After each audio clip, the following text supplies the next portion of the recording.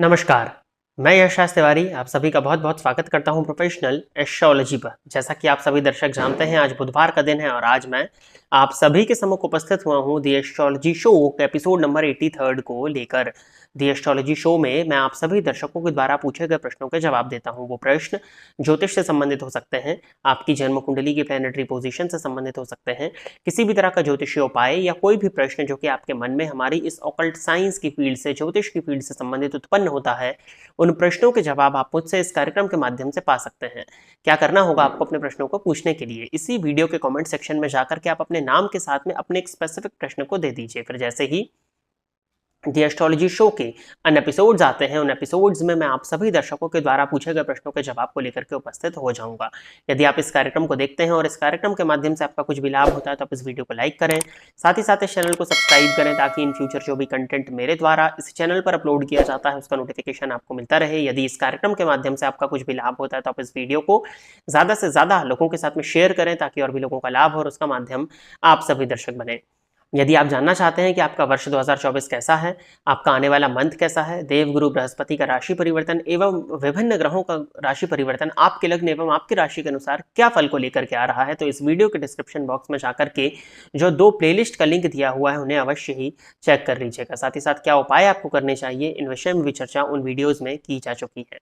अब हम बिना विलंब किए अपने आज के इस कार्यक्रम की शुरुआत करते हैं और आज के इस कार्यक्रम का जो पहला प्रश्न है यह अंशुल जी का है। इन्होंने पूछा है कि सिंह लग्न 3 डिग्री के हैं, 12th हाउस में राहु भी 3 डिग्री पर है, वर्गोत्तमी और पुष्कर नवमांश का बैठा है, 6th हाउस में केतु 3 डिग्री केवल वर्गोत्तमी बैठा है।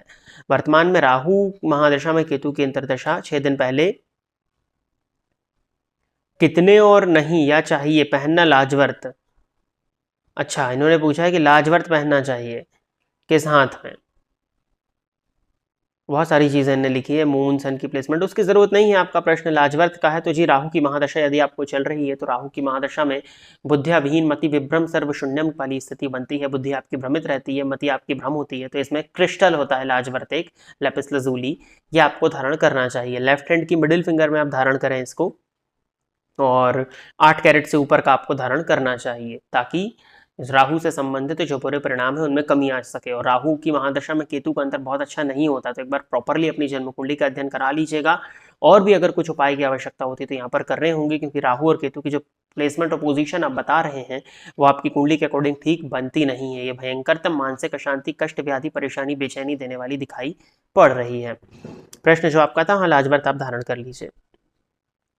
अगला प्रश्न है महेंद्र जी का। इन्होंने बोला है, जय श्री कृष्णा गुरु जी, मेरी मिथुन लग्न की पत्रिका है, मेरी कुंडली में राहु बुध मंगल शुक्र ये ग्रह मुझे प्रॉब्लम दे रहे हैं और सूर्य भी शनि से दृष्ट है, गुरु भी वक्री हैं, तो क्या ये 1 3 4 6 7 8 9 मुखी रुद्राक्ष पहन सकता हूँ? कृपया मार्गदर्शन कीजिए। देखिए, इतने सारे रुद्राक्ष को पहनने की आवश्यकता नहीं है।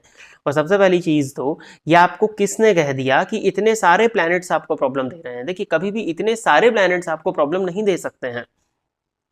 आप मिथुन लग्न के हो, राहु बुध मंगल शुक्र चारों ग्रह कैसे आपको प्रॉब्लम दे सकते हैं? बुध तो आपके लग्नेश है, शुक्र तो इस लग्न में योग कारक प्लैनेट है, मंगल का मैं मान सकता हूं, राहु की भी स्थिति देखना होगी, सूर्य पर शनि की दृष्टि है, इसके चलते एक मुखी रुद्राक्ष तो आपको प्रॉपर मिलने वाला नहीं है। तो सूर्य पर शनि की दृष्टि होने के चलते आपको सूर्य भगवान की आराधना करनी चाहिए। रविवार के दिन नमक का त्याग करिए, साथ ही साथ रविवार के रविवार आदित्य हृदय स्तोत्र का पाठ करना, नित्य सूर्याष्टकम का पाठ करना, पिता यदि आपके हैं तो पिता का सम्मान करना, इन उपायों को यदि आप करते हैं तो ये उपाय करना आपके लिए कहीं ज्यादा बेनिफिशियल होगा। सूर्य के मंत्रों का जाप कर सकते हैं आप, ओम ऋणी सूर्याय नमः इस मंत्र का आप जाप कर सकते हैं। यज्ञोपवीत यदि आप धारण करते हैं तो गायत्री मंत्र का जाप आप कर सकते हैं। तो इन उपायों को करिए। सूर्य गायत्री मंत्र, आदित्याय विद्महे सप्तश्च वाहनाय धीमहि तन्नो सूर्यः प्रचोदयात्, इस मंत्र का जाप आप कर सकते हैं। तो इन उपायों को करिए। रही बात शुक्र बुध मंगल, तो मंगल के लिए आप हनुमान जी की आराधना करिए। साथ ही साथ रुद्राक्ष पहनने की यदि बारी आती है तो 6 मुखी रुद्राक्ष धारण करना आपके लिए मैं ज्यादा सही समझता हूं, तो 6 मुखी रुद्राक्ष आपको धारण कर लेना चाहिए। बाकी इतने सारे रुद्राक्ष को इकट्ठा आप क्यों धारण करेंगे और वो अजीब भी लगेगा आपको। आप चाहें तो फिर रुद्राक्ष की माला धारण करें, जैसे 6 मुखी रुद्राक्ष धारण करना आपके लिए ज्यादा बेनिफिशियल है। और बाकायदा कुंडली को प्रॉपर्ली एनालाइज कराने के बाद में इस पर आप प्रत्येक ग्रह से संबंधित कुछ उपाय आप करें। इस तरह से आप ना करें, नहीं तो आपके अंदर कंफ्यूजन ही क्रिएट होंगे, बहुत ज़्यादा कंफ्यूजन आपके मन में उत्पन्न होंगे अगर आप बहुत ज़्यादा उपाय भी करने लगते हैं तो एक बार प्रॉपरली कुंडली के हिसाब से उपायों को करिए। और इतने सारे रुद्राक्ष नहीं, केवल एक रुद्राक्ष आप पहने। अगर इतने इन सभी में से, देखिए रुद्राक्ष का पहली चीज तो कोई नेगेटिव इंपैक्ट पड़ता नहीं है, इतने सारे पहनने की कोई जरूरत नहीं होती है। यदि आप इनमें से मुझसे पूछे तो मैं कहूंगा आपको 6 मुख्य रुद्राक्ष पहनना आपके लिए ज्यादा बेनिफिशियल होगा। आगे बढ़ते हैं। अगला जो प्रश्न है ये विश्वास गुप्ता जी का है। इन्होंने पूछा है कि वृश्चिक लग्न में सप्तम भाव में मंगल बैठा है और तीसरे भाव में चंद्रमा, शनि और राहु बैठे हैं। राहु की दृष्टि मंगल पर पड़ रही है, वैवाहिक जीवन कैसा रहेगा? शुक्र की स्थिति भी बता देनी चाहिए थी क्योंकि वो सप्तमेश और सप्तम के कारक भी बनते हैं। देखिए वृश्चिक लग्न की कुंडली में मंगल सप्तम भाव में बैठे हैं।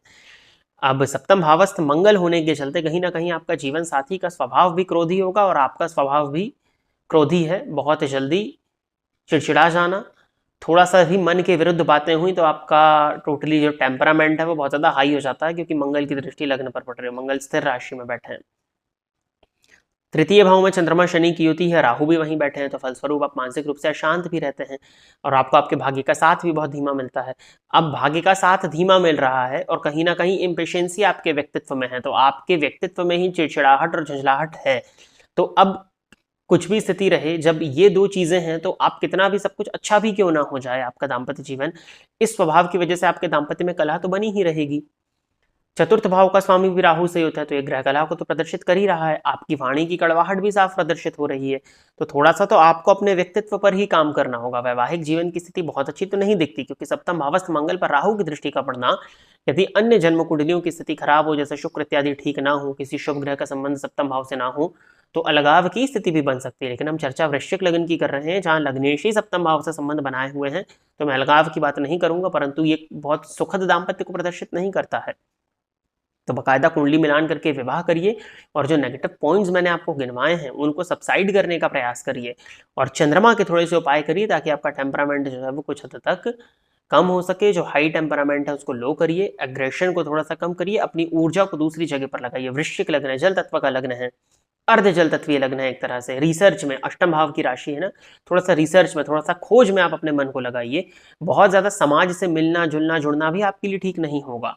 कहीं ना कहीं आप एकांत में रह करके ही अपने जीवन में सफल हो सकते हैं और अपनी एनर्जी को, मंगल की एक राशि मेष राशि भी होती है और लग्न का प्रभाव मेष राशि को दिया जाता है, क्योंकि लग्न में अगर कालपुरुष की कुंडली में देखें तो मेष राशि और उस पर मंगल की दृष्टि का पड़ना कहीं ना कहीं तीव्र मस्तिष्क को भी प्रदर्शित करती है। तो अपनी ऊर्जा को दूसरी जगह यदि आप लगाते हैं तो वो आपके लिए कहीं ज्यादा बेहतर होगा। तो प्रिय दर्शकों, इतने ही प्रश्नों को दी एस्ट्रोलॉजी शो के एपिसोड नंबर 83 के लिए सिलेक्ट किया गया था और इतने ही प्रश्नों का जवाब को लेकर के आज मैं आप सभी के समक्ष उपस्थित हुआ था। आशा करता हूं कि जितने भी लोगों के प्रश्नों के जवाब मैंने इस कार्यक्रम के माध्यम से दिए वो सभी लोग संतुष्ट होंगे। यदि आप इस कार्यक्रम को देखते हैं और इस कार्यक्रम के माध्यम से आपका कुछ भी लाभ होता है तो आप इस वीडियो को लाइक करें, साथ ही साथ इस चैनल को सब्सक्राइब करें, ताकि इन फ्यूचर जो भी कंटेंट मेरे द्वारा इस चैनल पर अपलोड किया जाता है उसका नोटिफिकेशन आपको मिलता रहे। यदि इस कार्यक्रम के माध्यम से आपका कुछ भी लाभ होता है तो आप इस वीडियो को ज़्यादा से ज़्यादा लोगों के साथ में शेयर करें, ताकि और भी लोगों का लाभ हो और उसका माध्यम आप सभी दर्शक बने। आज के इस कार्यक्रम में बस इतना ही रखते हैं।